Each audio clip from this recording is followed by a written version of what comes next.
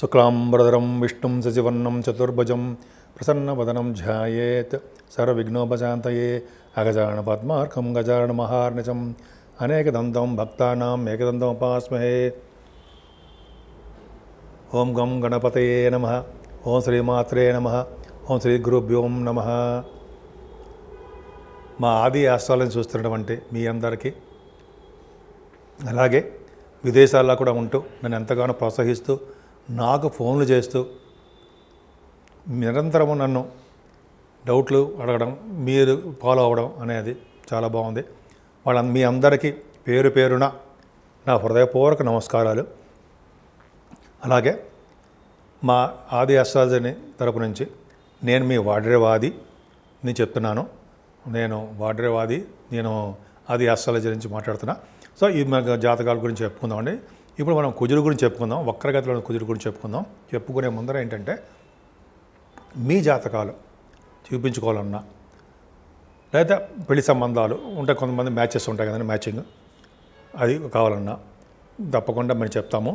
ముందర అన్నిటికన్నా ముఖ్యం ఏంటంటే మీ date of birth, time of birth. అంటే టైమ్ ఆఫ్ బర్త్ అంటే మీరు ఎప్పుడు పుట్టారు, మీ ఏ సంవత్సరంలో పుట్టారో అలా ఆ date of birth, time of birth, place, main important place కూడా అండి.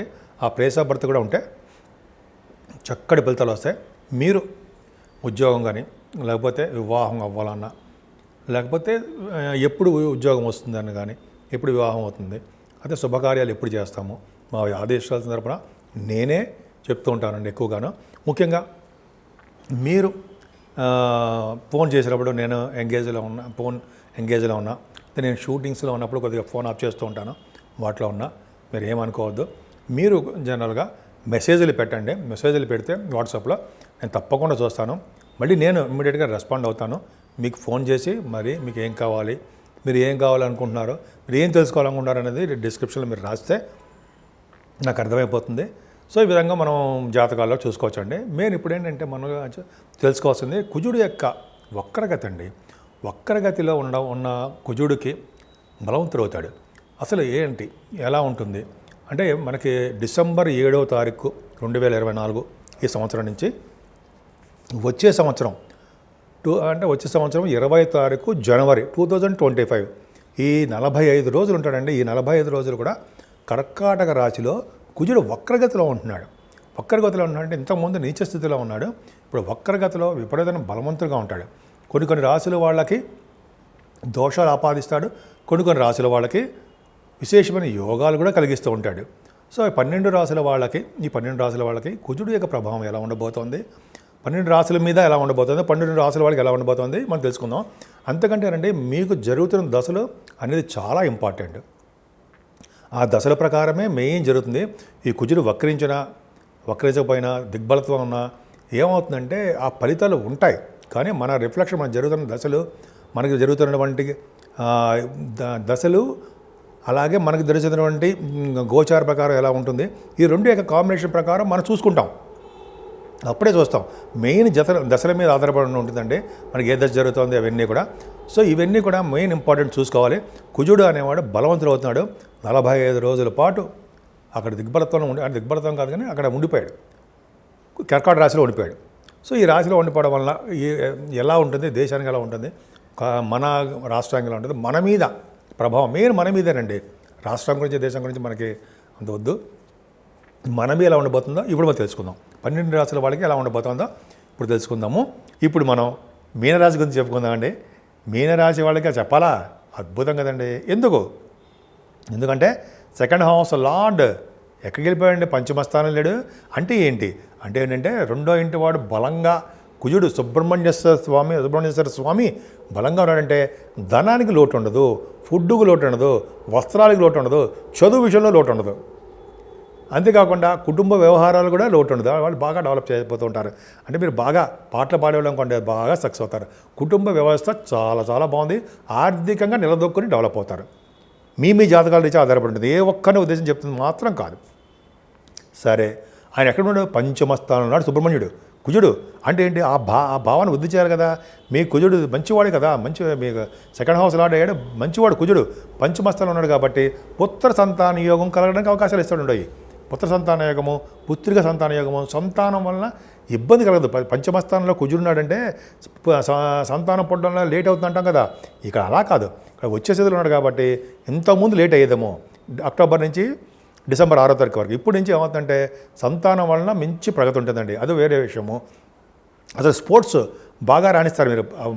అంటే సపోజ్ గోల్డ్ మెడల్స్ మెడల్స్ అంటాం కదా, ఆ మెడల్స్ సాధించడము, ధనము, కీర్తి ప్రదేశాలు సంపాదించడం పర్ఫెక్ట్గా ఉంటుంది. నేనే సోది కొడుతున్నట్టు కాదండి, నిజంగా జరిగేది చెప్తున్నా.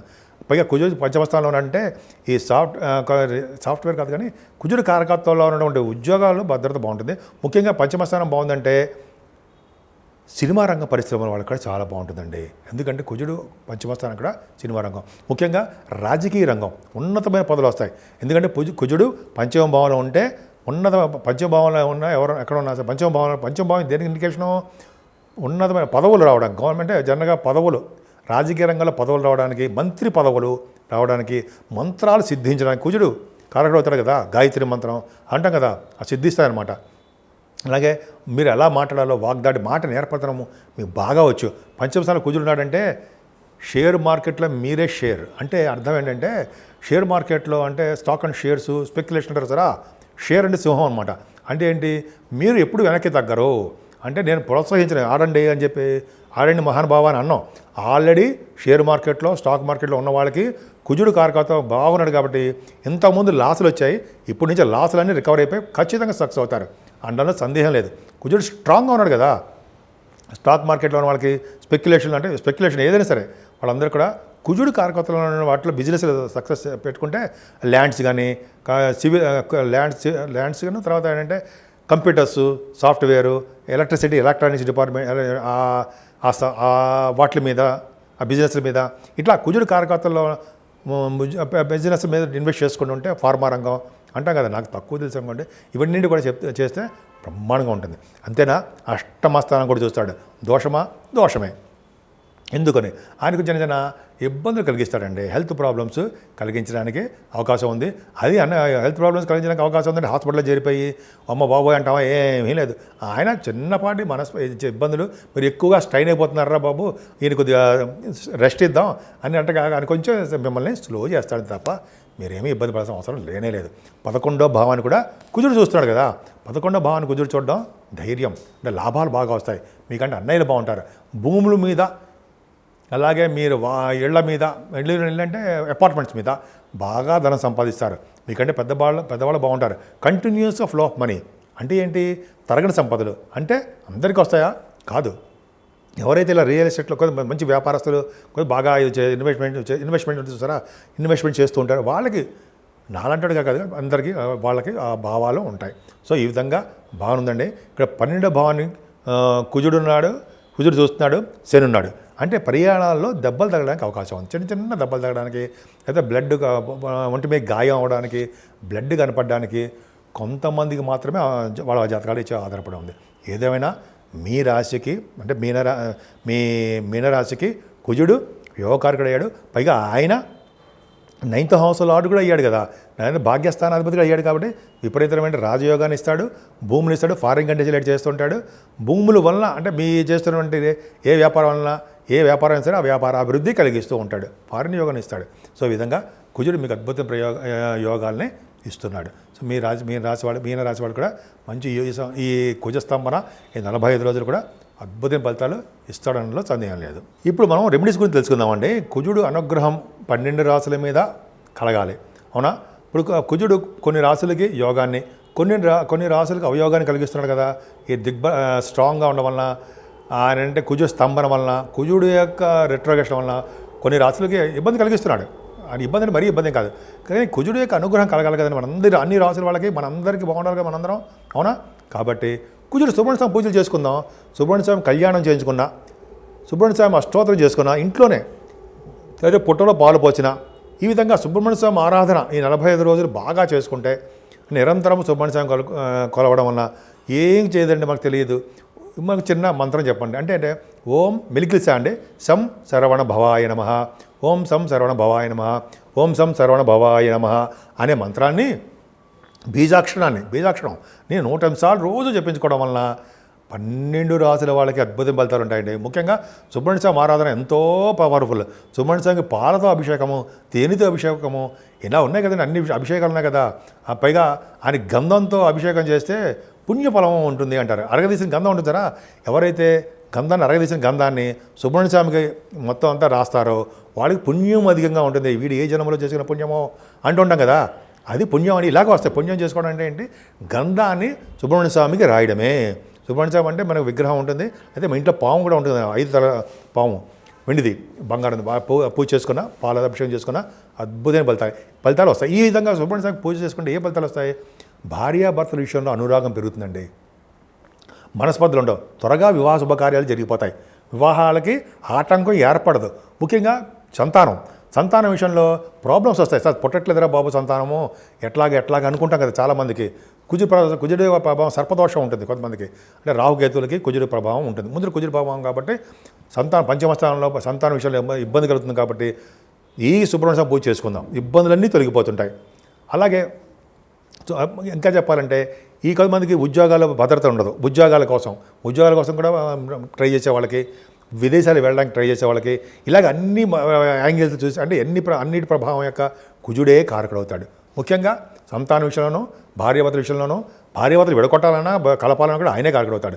పైగా ఇంకా చెప్పండి, వివాహ శుభకార్యాల్లోనూ అనేక రకాలుగా యాక్సిడెంట్స్ కాకుండా ఆయన మరి రోడ్డు ప్రమాదాలు కలగడానికి, యాక్సిడెంట్ కలగడానికి, బోన్స్ తిరగడానికి, రక్తం కారడానికి, ఇవన్నీ కారకుడు ఆయనే కదా. అవన్నీ కాకుండా సర్వదా రక్షగా ఉంటాడు సుబ్రహ్మణ్యుడు.